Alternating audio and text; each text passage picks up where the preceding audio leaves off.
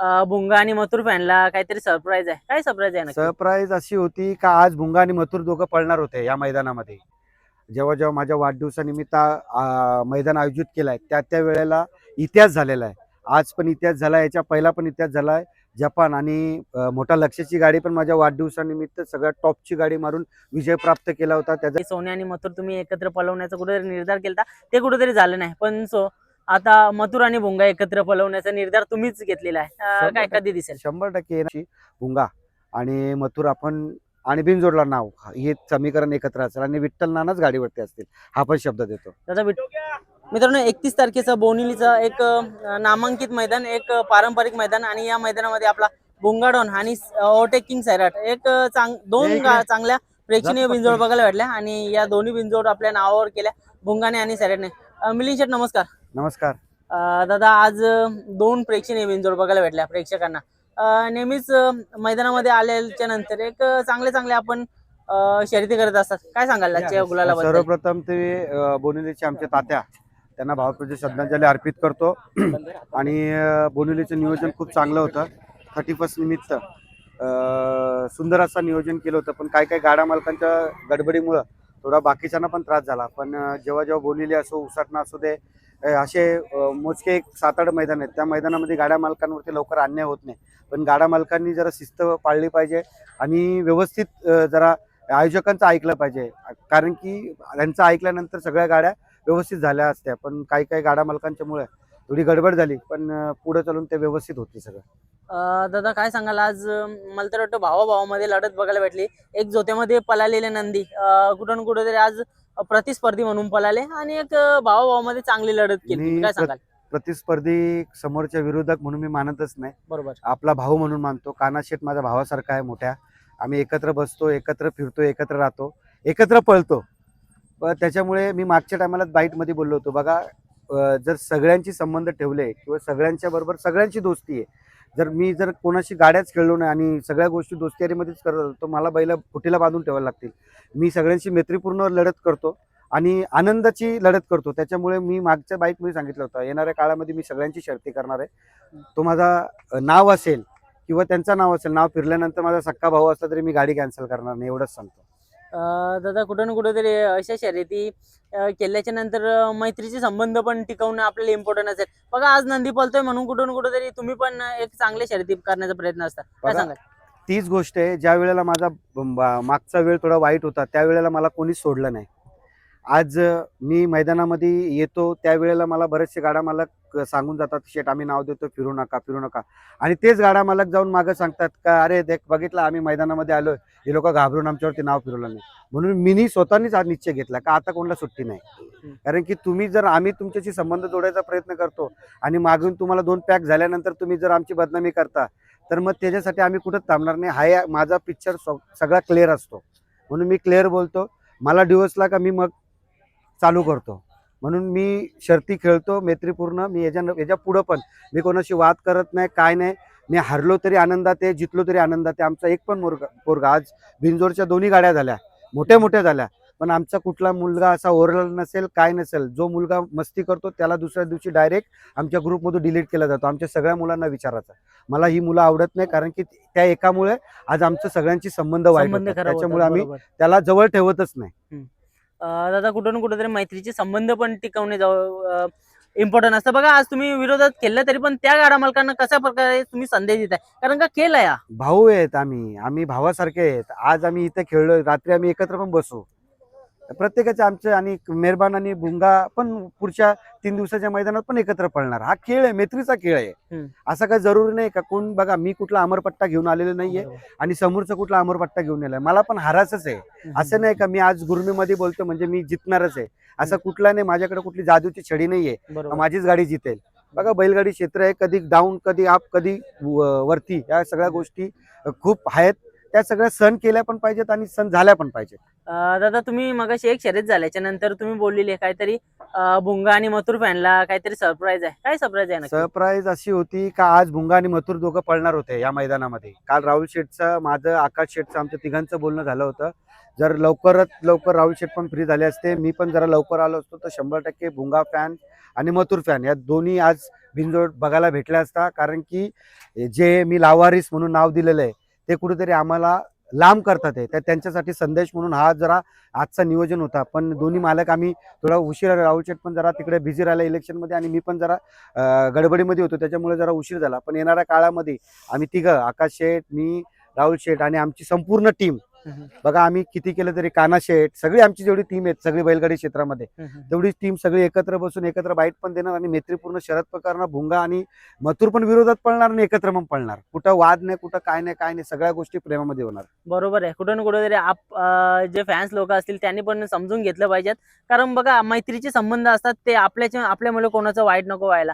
आज बघतोय की मेहरबान आणि भुंगा एक नंबर केला होता एकविरा आईच्या पायथ्याशी जो मैदान होतं त्याच्यामध्ये, आणि खरोखर आज विरोधामध्ये पळायला कुठं ना कुठेतरी अशा लढती देखील व्हायला पाहिजेत. आज केशव मामा आहेत. केशव मामा बद्दल काय सांगाल? केशव मामा, मी मगाशीच्या बाईटमध्ये पण सांगतो, तुमच्या बाईटमध्ये पण सांगतो, केशव मामा हा टॉपचा सुट्टी मेकर आहे. आमचा हरेश आहे, टॉपचं सुट्टी मेकर आहेत.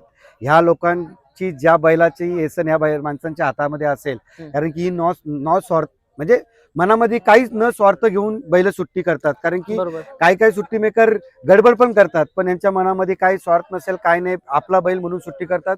म्हणून ज्या बैलांची सुट्टी करतात त्या बैलावरती गुलालच पडतो. आमचा नामदेव झाला, शुभम झाला, आमचा रामदास झाला, ऋषी विषय, आमची जेवढी टीम आहे सगळी, सगळ्यांची साथ असते. मेन लीडर आमचा केशवनाम आहे, हरेश आहे, हे दोन सुट्टी मेकरचे भाष्य आहेत आणि त्यांना नेहमी गुलालच आहे. बरोबर. दादा आज आल्या मैदानात नाव दिलेला काय निर्धार करून आलेले तुम्ही? मी घरीच होतो, कारण की बघा गाड्या एवढ्या जुळल्या होत्या. सुनील शेठला सकाळी 10 वाजता फोन करून सांगितलं होता का मला यायला थोडा उशीर होऊ शकतो, पण माझी यायची वाट बघू नका, जशी बैल मैदानात पोहोचली तसा नाव द्या, ज्याला फिरवायचे फिरू द्या. आज 21,000 वरती शर्यत झाली तरी चालेल, पण आपल्या 2 शर्ती करायच्यात. आणि भुंगा फॅन, सैराट फॅनची आशीर्वाद, आज 2 शर्ती झाल्या आणि आनंदाच्या झाल्या, मैत्रीपूर्ण झाल्या. ज्या पण लढती झाल्या त्या आनंदपूर्वक झाल्या. दादा ही दोन्ही नंदी आहेत ना, कुठं ना कुठेतरी जुलूम पलतात आणि टॉप स्पीड या दोन्ही नंदीला आहे, आणि ही जोडी आपण बघतोय कंटिन्यू गुलालामध्ये आणि कंटिन्यू टॉप स्पीडला पलताय. काय बोलताय? बघा ही नेहमी गुलालातच राहील आणि गुलालातच राहील, पण आमचा जितेश शेठ कालन, आमचा भाऊ, जरा आता आज मैदानामध्ये नव्हता, पण येणाऱ्या काळामध्ये तो पण सोबत असेल. आमचा आकाश शेठ असेल, सगळ्यांच्या नियोजनामध्ये सगळेजण आमचे सुनील शेठ आहेत, बाकी त्यांची मंडळी, सगळ्यांचं नियोजन एकत्र करून आम्ही मैदानामध्ये येतो आणि त्यांचं नियोजन एकदम परफेक्ट असतो, म्हणून जोडी गुलालात राहते.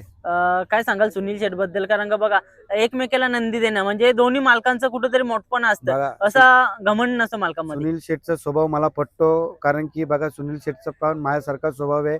कोणाशी वैर नाही, कोणाशी हे नाही, आपला नंदी पळतो. त्याचा घमेंड आपण केला नाही पाहिजे, कारण की आज पळतो, उद्या कुठेतरी आपण कमी होतो. त्यांचं एकच मत असतो, जी पण लढत झाली पाहिजे ती मैत्रीपूर्ण झाली पाहिजे. कुठं त्यांचा पण गाडी झाल्यानंतर गपचूप बैल सोडायचा आणि आपल्या दावणीला नेऊन बांधायचा, कुठं जल्लोष नाही, काय नाही. त्याच्यामुळे आमचं पटतो, म्हणून ही गाडीला गुलाल प्राप्त होतो. दादा मला तर वाटतं दोन्ही मालकांचे गुण पण थोडे थोडे आणि त्यांची सोच पण एकमेकांच्या जुळते. बघा त्यांचं पण असं आहे की मी विरोधात पण गेलतो आणि आता मागच्या वेळेस पण बघितलं की मथुरच्या पैऱ्यामध्ये पण पळालेले आणि विरोधात पण पळाले. काय सांगाल? बैलगाडी क्षेत्र आहे, मैत्रीपूर्ण क्षेत्र आहे. कुठला जर विरोधातच पळत राहिलो तर कुठेतरी हा वाद व्हायचा प्रश्न होतो.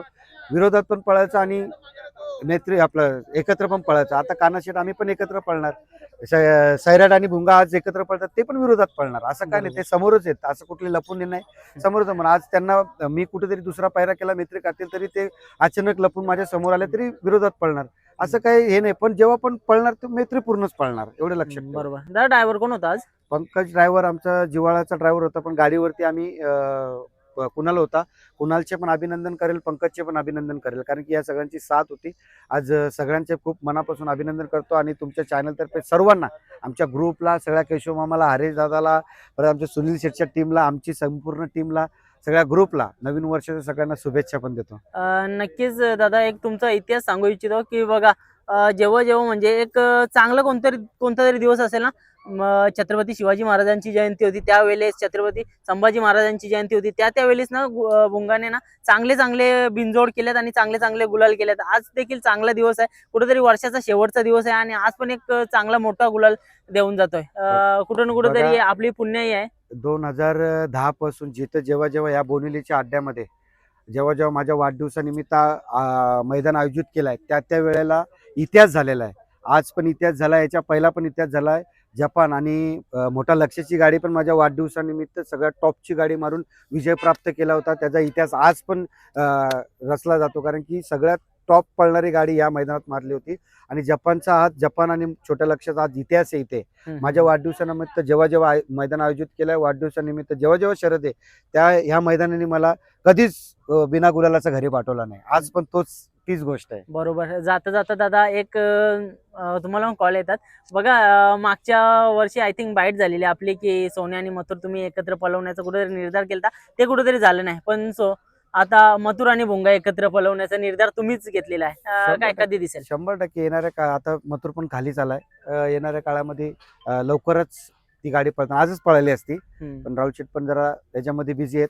मी पण लेट आलो त्याच्यामुळे, पण राहुल शेठ मैदानामध्ये आले त्या दिवशी भुंगा आणि मथुर आपण आणि बिनजोडला नाव हे समीकरण एकत्र असेल आणि विठ्ठल नानाच गाडीवरती असतील, हा पण शब्द देतो. दादा विठ्ठल नानांवरती विश्वास पण तुमचा तेवढा आहे, काय सांगा? भरपूर विश्वास आहे. देव त्यांना लवकर बरा करो. त्यांना थोडा मार लागलाय त्याच्यामुळे थोड्या गडबड ह्याच्यामध्ये आहेत.